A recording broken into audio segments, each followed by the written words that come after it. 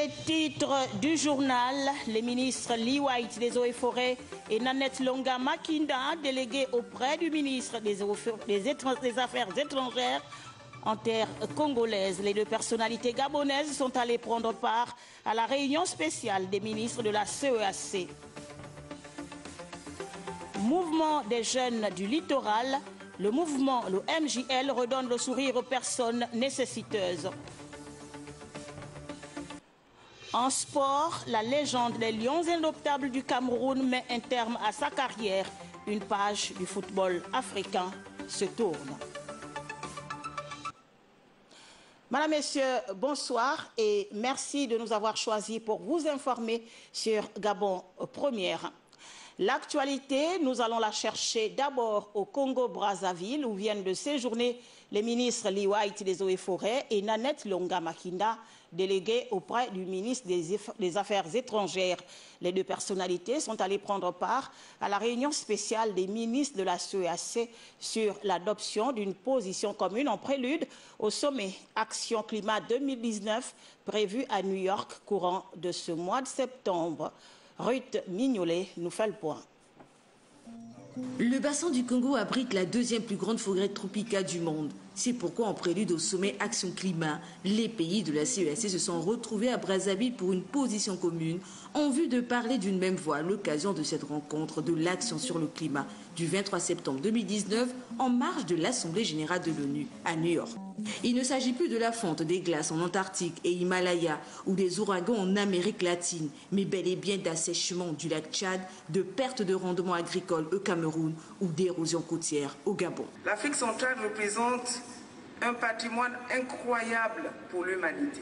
C'est ici tout le sens de la démarche engagée par son Excellence Ali Bongo Ondimba, qui, en sa qualité de président en exercice de la CEAC, a écrit à chacun de ses homologues pour solliciter l'engagement de tous dans l'harmonisation de nos positions et la mutualisation de nos efforts en vue du dit sommet. La forêt mobilise régulièrement la communauté internationale qui ne compte plus les déclarations politiques en vue d'assurer sa protection. En 2002, à l'occasion du sommet de la Terre, Jacques Chirac disait « Notre maison brûle, mais nous regardons ailleurs ». L'actualité des feux de forêt en Amazonie a ravivé l'intérêt des pays de la CEAC tout en suscitant des interrogations quant à la situation de la forêt d'Afrique centrale.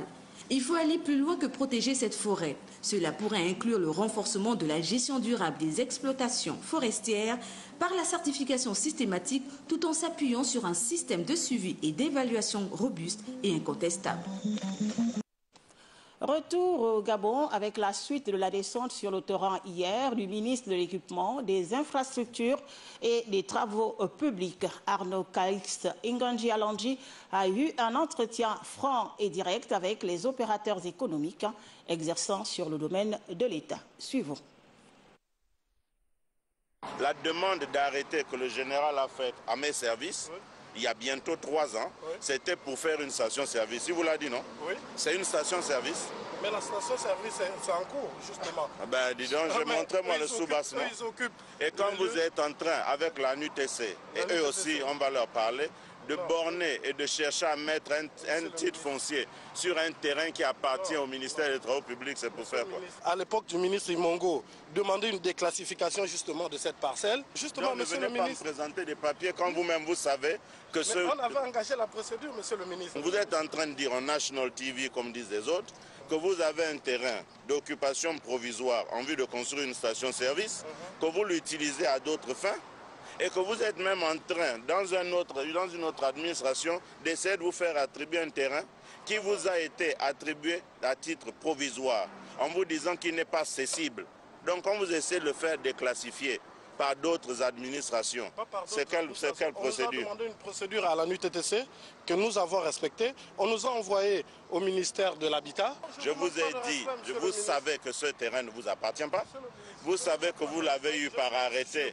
Moi aussi, je suis surpris que vous sachiez que ce terrain est provisoire, que vous vouliez construire une station-service et que vous regardez, vous êtes un Gabonais, regardez l'état de la route. Voilà les dégâts, regardez, voilà les dégâts que le trafic d'engins ici cause sur le patrimoine routier national. On vient de parler, vous avez entendu ce qu'il a dit. Le ministre qui décide Le terrain a été occupé, nous on a engagé des procédures, on a dépensé de l'argent là-dessus. Et puis, cette actualité, en bref, en pleine phase de restructuration du chemin de fer, le secrétaire exécutif de l'autorité de régulation des transports ferroviaires, Karine Cecilia Arissani, effectue depuis vendredi dernier une visite sur la voie ferrée Ovendo-Franceville.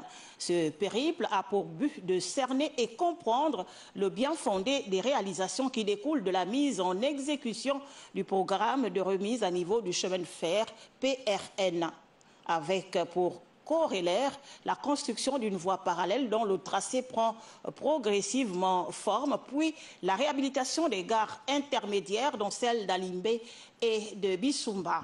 Aussi, cette liste d'infections aura permis au secrétaire exécutif de l'ARTEF de s'imprégner du mode de fabrication des traverses en béton bi-bloc à l'usine de Boué.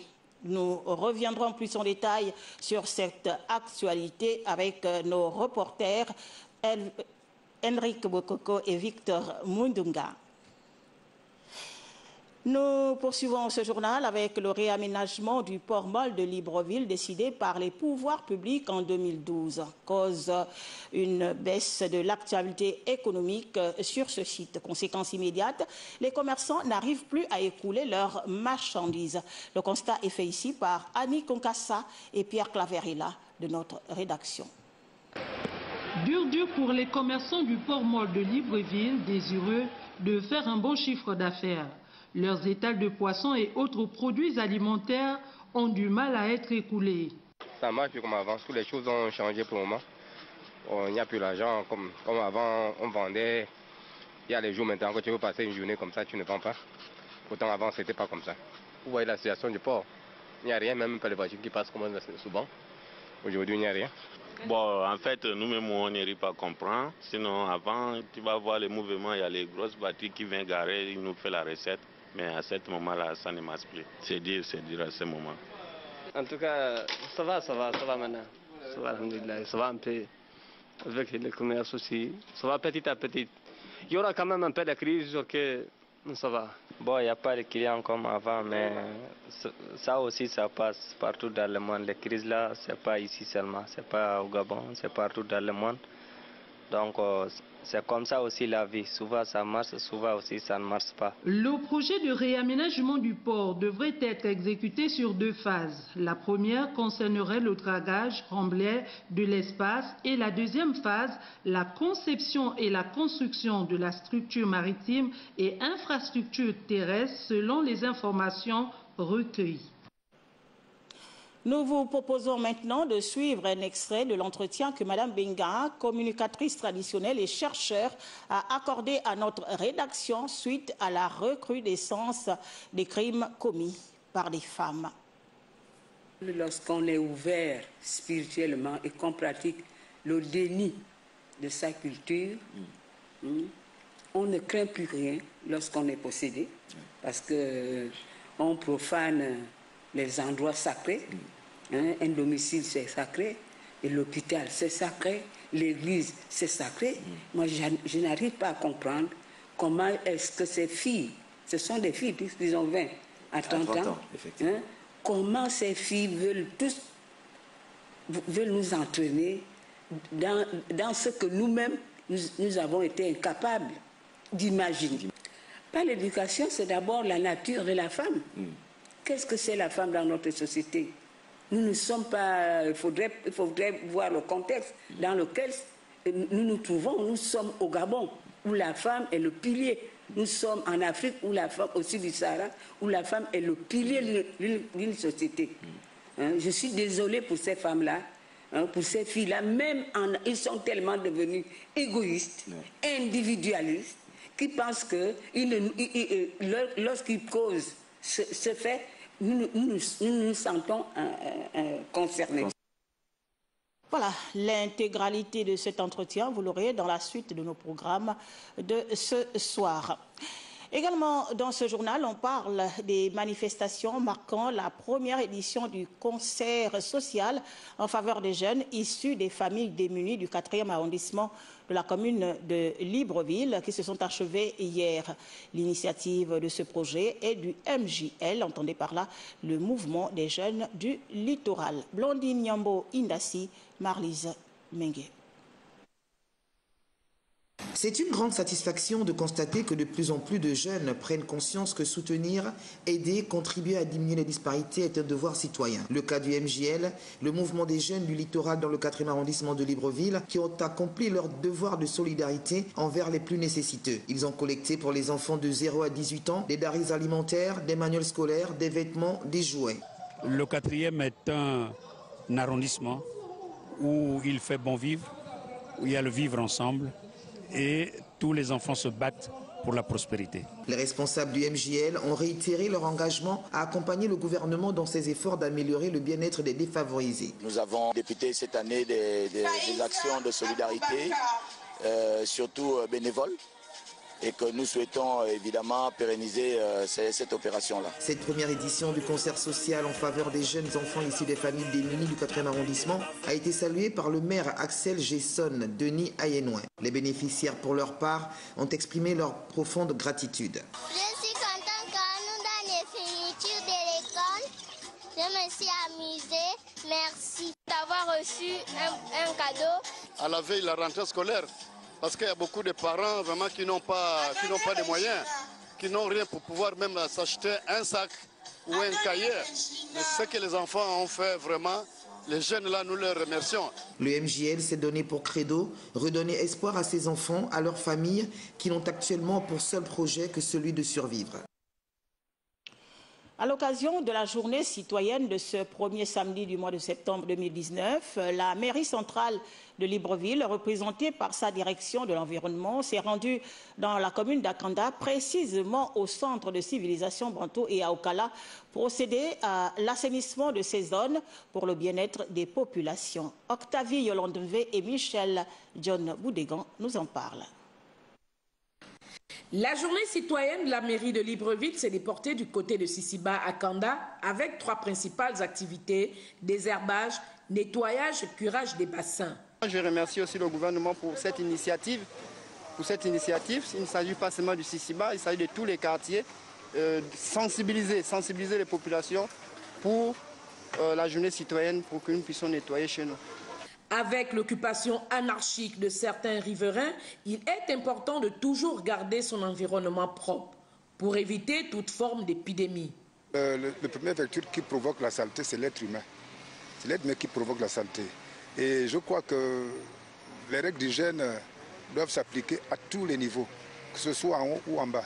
Aujourd'hui, nos jeunes frères, nos jeunes sœurs, nos mamans et nos papas qui habitent le Sisiba devraient avoir ce réflexe d'hygiène, de nettoyer leur environnement, parce que grâce à ça, ça leur évitera des maladies, autant pour eux que pour leurs enfants et pour tout le secteur. Signalons que Afrom Gabon, qui est une PME gabonaise, va désormais accompagner les actions de salubrité de la mairie de Libreville dans le cadre d'un partenariat qui lie ces 2 entités. Et puis, intense activité sociale et citoyenne du mouvement des jeunes entrepreneurs gabonais engagés au quartier Nkembo, dans le 2e arrondissement de la commune de Libreville.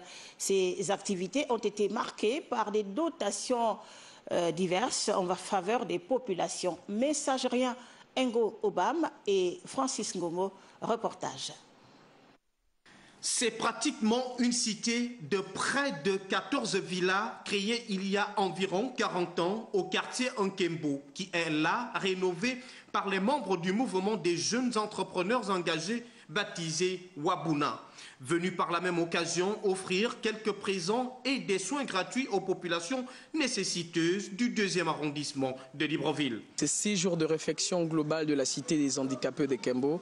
C'est 6 jours de travaux intensifs dans l'ensemble des maisons. C'est une activité assez importante, tout simplement parce que aujourd'hui, depuis plus de 40 ans, cette cité reconnaît, je dirais, une réhabilitation complète, et c'est une satisfaction pour nous en tant que fils de ce pays, d'avoir pu apporter un peu de sourire à ces compatriotes qui ne demandent que le strict minimum afin de vivre dignement.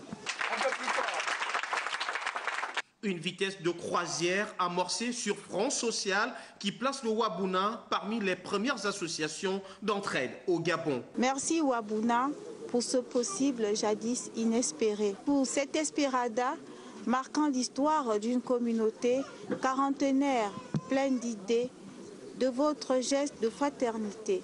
Que votre geste de fraternité vient aider à se réaliser. Merci Wabouna pour votre contribution dans l'essor des jeunes entrepreneurs. Vous avez su être une bénédiction.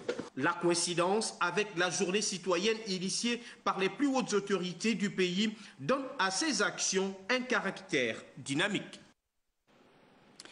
Cap à présent sur l'intérieur du pays, d'abord avec l'association Tebeke qui était récemment au chevet des dispensaires et des élèves de la commune de Koulamoutou. Plus de précisions avec Dieudonné Rungu et Constant Ondomba. La santé et l'éducation ont été au cœur des actions sociales menées par les responsables de l'association Tebeke à l'endroit des membres de la communauté Ngom Akele. Préoccupation primaire des populations, la disponibilité des médicaments a constitué le premier geste de cette association en dotant les dispensaires de Mabimbi et de Maïla des médicaments de première nécessité. Pour que tout ceci soit matérialisé, il faut rendre hommage à un frère de la communauté, notamment le monsieur Hugues Mbadinga Madia, qui a accepté quand nous sommes allés lui présenter le projet et qui a pensé que c'était un projet purement social et l'événement était culturel, qui n'avait aucune connotation politique. Second acte social, les récompenses décernées aux élèves ayant décroché leur sésame, le certificat d'études primaires, le brevet d'études du premier cycle et le baccalauréat l'année scolaire dernière. Outre cet aspect, la générosité de l'association Tebeke s'est poursuivie par la distribution des cartables aux apprenants de la première à la 5e année de l'enseignement primaire, et cela méritait la reconnaissance des mécènes. Les médicaments, comme on le dit, ici, il faut comprendre que ce n'est pas une affaire du PDG, de n'importe quel parti politique. Quand on donne des médicaments, c'est pour tout le monde. C'est le social. C'est ce qu'on nous demande de faire. Je pense que le geste de TBK exprime un peu la volonté du président de la République qui veut que désormais on pense un peu aux populations. Bouclant ses activités, l'association TBK a procédé à l'installation des membres du bureau de l'antenne de Koulamoutou.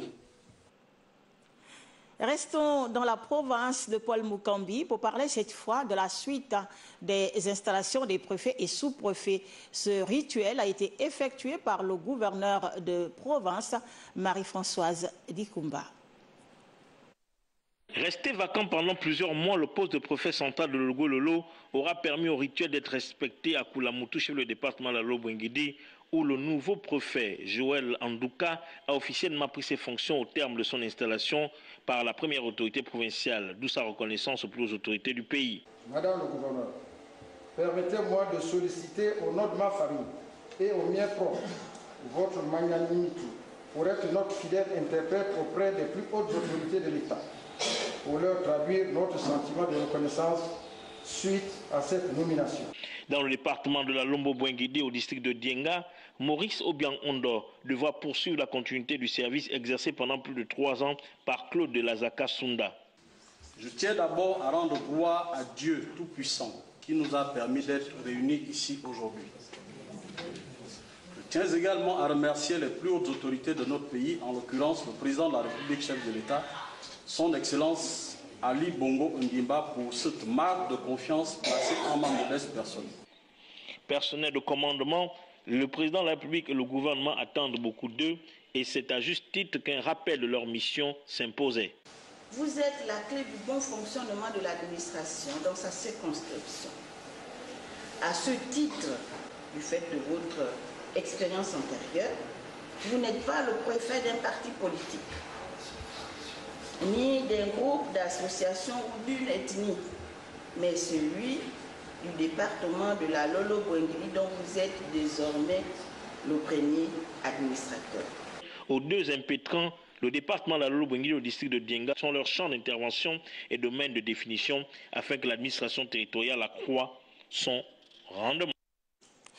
Même exercice à Chibonga, dans la province de la Nyanga, où les districts de Mugouti et Miramba-Diara ont constitué les dernières étapes. Reportage. Le mot de bienvenue du maire de la commune de Chibonga marque la fin de la série d'installations des auxiliaires de commandement par le gouverneur de la province de la Nyanga. Ici, à la place des fêtes de la ville de Chibonga, c'est le préfet du département de Mugouti qui prend officiellement ses fonctions en présence des responsables de l'administration centrale. Pour ma part, madame le gouverneur, je vous promets dévouement, disponibilité et abnégation au travail. Je m'engage à servir l'État gabonais à vos côtés et sous vos instructions.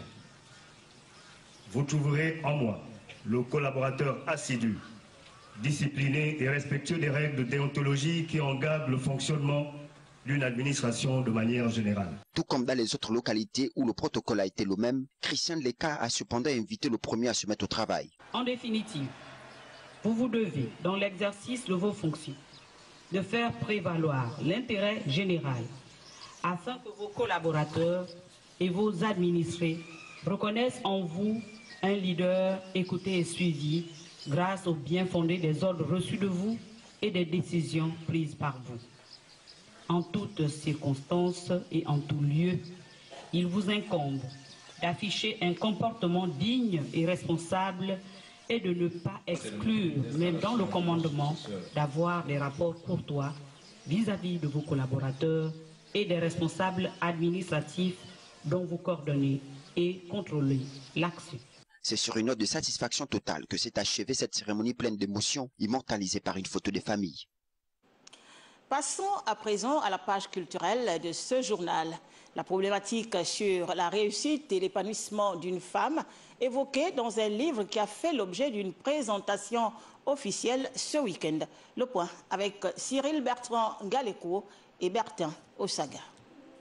En tentant de donner quelques pistes de solutions aux problèmes des femmes dans leur épanouissement et la gestion de leur quotidien, Christine Soro a bien voulu, au cours de la présentation officielle de son ouvrage, faire comprendre à ces dernières que la persévérance, l'amour du prochain et un mariage consacré à Dieu sont des véritables instruments qui permettent à ce qu'une femme construise mieux son épanouissement, et cela, ses invités l'ont bien compris. Elle évoquait le mariage, les enfants, l'argent. Et je crois que c'est pas ce qui rend la femme épanouie, non, c'est pas ça. C'est plutôt la raison pour laquelle elle est sur terre, qu'est-ce qu'elle doit faire, qu'elle se mette en connexion avec Dieu. Lorsque tu as découvert cette raison, et que tu es un enfant ou que tu n'es pas, que tu es un mari que tu n'es pas, que tu aies de l'argent que tu n'es pas, tu es heureuse. L'ouvrage qui résume son parcours et les témoignages sur les faits vécus, l'écrivaine souhaiterait qu'un bon nombre de femmes puissent s'en procurer afin de dissiper quelques doutes en elles. Il y a un mouvement qui se met en place, le mouvement Femmes épanouies, qui s'adresse à la femme gabonaise et africaine en général. Nous voulons révolutionner le statut qu'a toujours eu la femme au sein de notre société. Au-delà d'être une femme d'une ménagère, au-delà d'être une mère d'enfants, nous avons beaucoup de potentiel, de capacité. Nous voulons inciter, encourager la femme à réaliser qui elle est et surtout à mettre en pratique ces 16 règles d'or qui lui permettront de pouvoir exploiter son potentiel et se réaliser dans la société. Tout en s'inspirant des grandes dames qui ont marqué l'histoire de la femme, Christine Soro entend également inscrire son combat pour la femme dans l'espace et dans le temps. Et puis, élection Miss Ovendo 2019, le comité d'organisation de ce concours de la beauté ovendoise a procédé récemment à la présélection des candidates. Ces dernières ont rivalisé d'adresse devant les membres du jury et du maire de la commune d'Ovendo. La cérémonie s'est déroulée à l'esplanade de l'hôtel de ville de cette partie de la province de l'Estuaire. Arnaud Mbabekunga nous rapporte.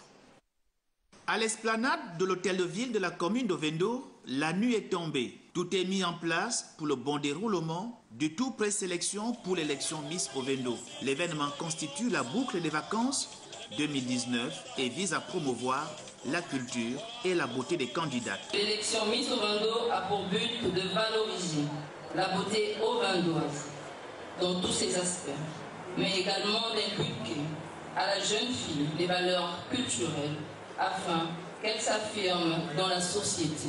Selon les critères définis par le comité d'organisation, les prétendants doivent résider à Ovendo, avoir 18 ans et sans enfants, en plus d'avoir un niveau d'études supérieur ou égal à la classe de seconde. C'est donc une beauté féminine gabonaise, mais surtout ovendoise, très rajeunie, que les membres du jury, composés d'hommes et femmes de culture, ont scruté lors des passages en tenue traditionnelle et olympique.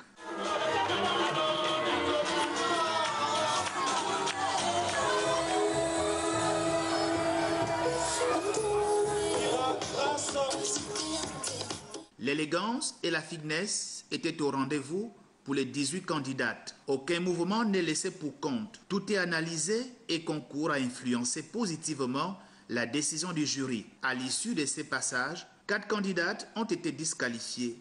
Il n'en reste que 14 qui participeront à la finale de l'élection Miss Ovendo le 28 décembre 2019.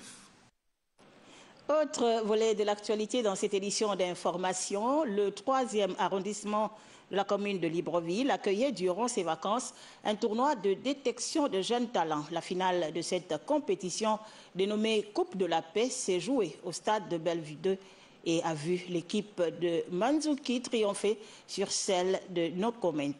Reportage. La finale de la Coupe de la Paix s'est jouée au stade de Bellevue 2. Pour s'adjudier le trophée de champion, No Comment en vert affronte l'équipe de Manzouki en blanc. Si No Comment vendange les quelques rares occasions qu'elle se crée, c'est en grande partie à cause du gardien de Manzouki qui va annihiler ces occasions franches de but. Et sur un mauvais renvoi de la défense de No Comment, Manzouki profitera pour ouvrir la marque. 1-0, score à la mi-temps. En deuxième période, Manzouki corsera l'addition à l'heure de jeu.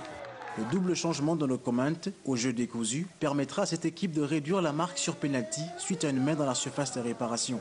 Le score restera inchangé jusqu'au coup de sifflet final. Le parrain, Gaël Kumba Ayoun, s'est dit satisfait de l'organisation. Aujourd'hui, dans le MAPAN, il y a beaucoup de choses à faire. Et moi, j'estime que le tournoi de football a permis un tant soit peu à certains jeunes qui ont leur loisir à eux de se retrouver. Comme je disais tantôt que moi je suis pour les sports extrêmes, mais les autres ne sont pas forcément pour les sports extrêmes. Donc là, aujourd'hui, nous avons tenté de donner une chance à certaines personnes de pouvoir exprimer leur talent. Et nous espérons que l'année prochaine, nous allons pouvoir le faire encore une fois de plus. Ce tournoi, qui était en réalité un tournoi de détection, a réussi à mettre en lumière quelques joueurs, notamment Zambiana Iku, meilleur buteur, et Kombila Crespo, meilleur joueur, qui ont été approchés par des recruteurs locaux. Le parrain a pris rendez-vous pour l'an prochain. Voilà, c'était un reportage de John Fitzgerald Zizue et Francis Ifunda. Toujours en sport, la 19e édition du tournoi de l'unité du département de Mougouti dans la province de la Nyanga s'est achevée avec la finale qui a opposé les équipes de Mounionzi à celle de Mouganzi sur le score de 1-0. Dave Moubele et Eric Kassa. C'est pour la 19e fois consécutive qu'Alexis Boutambambina participe à la finale de la Coupe de l'Unité, un tournoi de football qu'il a lancé en 2001 au bénéfice des populations du premier canton de Mougouti. Le parrain rappelle le principe du fair play qui a prévalu durant la compétition. Et pour donner de la dimension à l'édition 2020 marquant les 20 ans d'existence sans discontinu de cette Coupe de l'Unité, Alexis Boutambambina a fait une annonce. J'ai saisi la présente opportunité pour remercier très respectueusement le président de la République, chef de l'État, Ali Bongo Ondimba, pour les encouragements qu'il n'a eu de cesse de formuler à notre endroit pour relier son message et sa vision. Une annonce qui galvanise les 22 joueurs sur le terrain. Ici à Iyala, Mungandi et Munyonji s'affrontent en finale de la Coupe de l'Unité devant un public ayant effectué le déplacement. Au terme de 90 minutes de jeu, Munyandi, tenant du titre, l'emporte 1-0. Cette victoire fait de Munyandi l'un des leaders de la compétition avec 3 trophées consécutifs. Je suis satisfait de mon équipe. Ça fait 3 ans qu'on a remporté le tournoi. Je remercie beaucoup le parrain de cette compétition de pouvoir nous donner la chance de s'exprimer en cette période de vacances. Comme pour les éditions précédentes, le parrain de la compétition, Alexis Boutambambina, a offert une réception, un temps de partage et de convivialité autour des valeurs d'unité, comme voulu par le député du 2e siège du département de Mougouti. À l'international, la légende des Lions indomptables du Cameroun, Samuel Eto'o fils, a décidé de mettre fin à sa carrière. Une page importante de l'histoire du football africain se tourne. Le récit est de Blondine Nyambo Indassi. À 38 ans, Samuel Eto'o met officiellement un terme à sa carrière. La légende camerounaise passée par le Barça et l'Inter et vainqueur de 3 Ligues des Champions, double vainqueur de la Coupe d'Afrique des Nations, venait de quitter le Qatar SC et se retrouvait sans club. En 2014, il mettait un terme à sa carrière en sélection. Le mois dernier, Samuel Eto'o était en visite au Paris FC pour envisager une éventuelle collaboration entre le club de Ligue 2 et sa fondation à Douala, destinée à faire émerger de jeunes talents de la région pour les propulser dans le monde professionnel. Sa reconversion est toute trouvée. Entraîneur, comme il le confiait sur Canal+ en janvier dernier, « J'ai gagné en Europe comme joueur, je dois gagner en Europe comme entraîneur », avait-il affirmé. Peut-être un autre défi, occuper des fonctions officielles au sein de la Confédération africaine de football. Et puis, ce communiqué avant la fin, le Premier ministre, chef du gouvernement, Julien Kogué-Bekale, présidera une réunion du Conseil interministériel le mardi 10 septembre 2019 à 10 h dans la salle du Conseil interministériel 6 au boulevard de l'Indépendance. Les membres du gouvernement présents sur le territoire national sont priés d'y prendre part. Voilà, Madame, Messieurs, qui vient mettre un terme à cette édition d'information. Prochain rendez-vous avec l'actualité, 23 h. Retrouvez Janice Ondongima. Moi, je vous dis merci, ainsi que l'équipe rédactionnelle et technique. Nous vous disons au revoir et à très bientôt.